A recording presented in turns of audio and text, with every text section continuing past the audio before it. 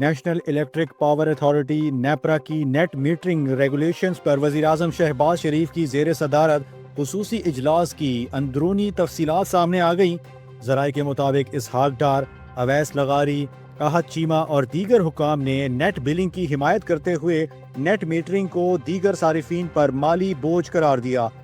اویس لغاری نے سوال اٹھایا کہ 27 روپے فی یونٹ پر خریداری کیا باقی صارفین کے ساتھ انصاف ہے؟ بلال اظہر کیانی اور وزیر پیٹرولیم علی پرویز ملک نے پرانے سولر صارفین کے لیے نیٹ بلنگ کی مخالفت کی اور معاہدوں کے تحفظ پر زور دیا۔ فیصل وابڈا نے خبردار کیا ہے کہ معاہدوں کی خلاف ورزی سے سیاسی ساکھ متاثر ہو سکتی ہے۔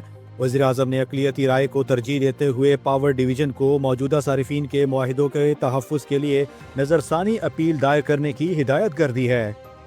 سانحہ گل پلازہ کی تحقیقات کے لیے قائم جوڈیشل کمیشن نے پبلک نوٹس جاری کرتے ہوئے عوام سے شواہد طلب کر لیے۔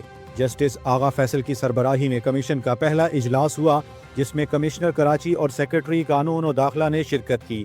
پبلک نوٹس میں ٹی او آرز شامل کرتے ہوئے شہریوں سے واقعے کے متعلق معلومات اور شواہد فراہم کرنے کی اپیل کی گئی ہے۔ کمیشن نے ہدایت کی ہے کہ معلومات 20 فروری سے قبل ای میل جو کہ coi@shc.gov.com پر ارسال کی جائیں۔ Chief justice Sindh high court نے کمیشن کے لیے سیکریٹریٹ قائم کر دیا ہے، جبکہ کمشنر کراچی کو عملہ نوٹیفائی کرنے کی ہدایت بھی جاری کر دی گئی ہے۔ بانی P T I Imran Khan کی بہن علیمہ خان نے کہا ہے کہ عدالتوں میں جھوٹے گواہ پیش کیے جا رہے ہیں۔ اے ٹی سی کے باہر میڈیا سے گفتگو کرتے ہوئے انہوں نے بتایا کہ سلمان صفدر کی بانی سے 2 گھنٹے ملاقات ہوئی، جبکہ آنکھ کا مسئلہ گزشتہ 6 ماہ سے جاری ہے۔ علیمہ خان کا کہنا تھا کہ حکومت علاج کا دعویٰ کر رہی ہے، لیکن تفصیلات سے آگاہ نہیں کیا جا رہا۔ انہوں نے کہا کہ 8 فروری کی ہڑتال کامیاب رہی اور احتجاج گھروں میں بیٹھ کر بھی ریکارڈ کیا گیا۔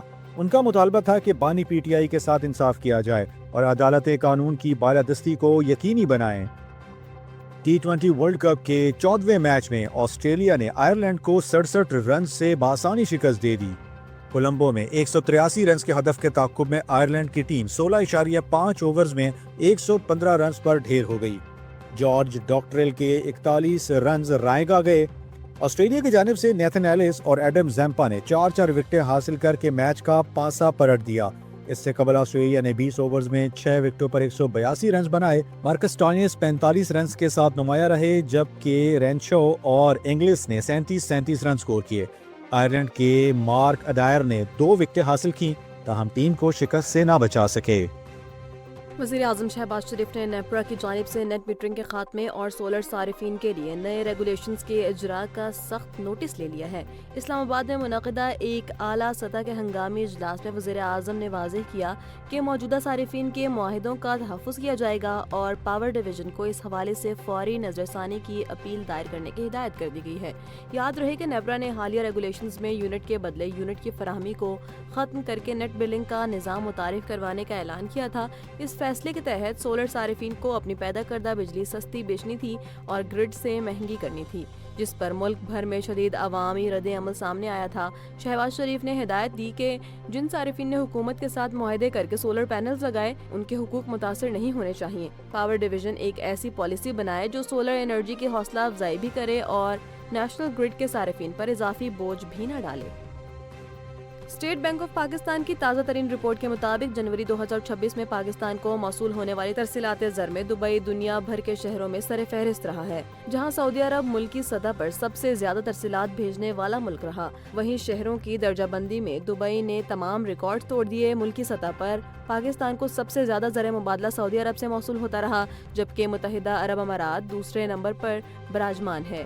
متحدہ عرب امارات سے آنے والی کل رقم کا 3/4 حصہ اکیلے دبئی سے بھیجا گیا، جو وہاں مقیم پاکستانیوں کے معاشی اثر و رسوخ کو ظاہر کرتا ہے۔ اسٹیٹ بینک کے مطابق ترسیلات زر میں یہ استحکام پاکستان کی مجموعی معاشی حالات اور زرعی پالیسی کے مثبت نتائج کا عکاس ہے۔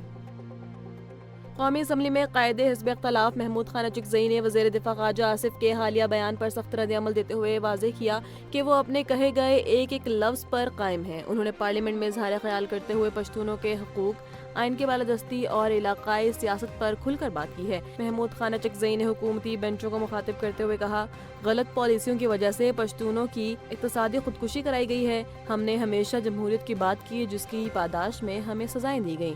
میں 90 کی دہائی سے اس ایوان کا حصہ ہوں۔ میں نے کبھی جذباتی بات نہیں کی بلکہ ہمیشہ اصولوں کی بات کی ہے۔ خیبر پختونخوا کے مشیر اطلاعات شفیع جان کی پریس کانفرنس نے حالیہ سیاسی منظرنامے میں ایک نئی بحث چھیڑ دی ہے۔ انہوں نے واضح کیا کہ وزیر اعظم شہباز شریف اور وزیر اعلیٰ خیبر پختونخوا سہیل آفریدی، جنہوں نے اکتوبر 2025 میں علی امین گنڈا پور کی جگہ عہدہ سنبھالا، ان کے درمیان ہونے والی ملاقات وزیر اعظم کی اپنی خواہش پر ہوئی تھی۔